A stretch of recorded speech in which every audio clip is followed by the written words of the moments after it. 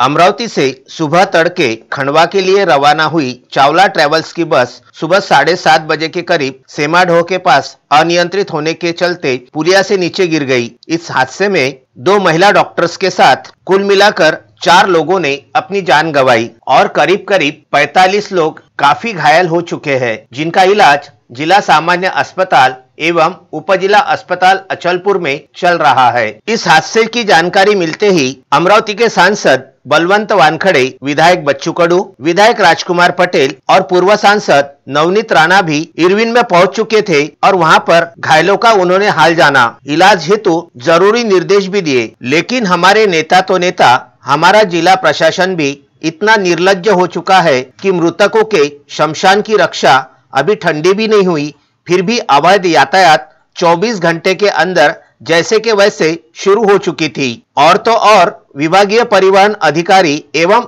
यातायात पुलिस इनके कानों पर जू भी नहीं रेंग रही। वहां रे हमारे नेता और उनके इशारों पर चलने वाला प्रशासन, जिनको आम आदमी की जिंदगी की कोई कीमत नहीं रही। 24 घंटे के अंदर ही अमरावती डिपो परिसर से 200 मीटर परिक्षेत्र के अंदर से यह अवैध यातायात खचाखच भरकर फिर से शुरू हो चुकी है। इस संदर्भ में डिपो मैनेजर से बात की।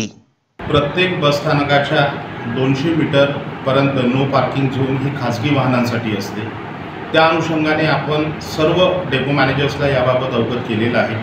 कुठल्याही पद्धतीने प्रवासी चोरी गेलेले नाही पाहिजे खासगीद्वारे, याची काळजी प्रत्येक आगार व्यवस्थापक यांना घ्यायला सांगितलेली आहे। त्याचप्रमाणे जे पोलीस खात्याचे जे ट्रॅफिक झोन असतात त्यांनाही पत्र दिलेले आहेत। बऱ्याचदा असे काही प्रकार निदर्शनास आले की त्यांच्यावरती फौजदारी गुन्हा दाखल करण्याची प्रक्रिया चालू असते। काही प्रमाणात निश्चितच या बाबी आहेत, पण त्याच्यावरती उपाययोजना या सुरू आहेत। अर्चना रक्षे, विदर्भ न्यूज, अमरावती।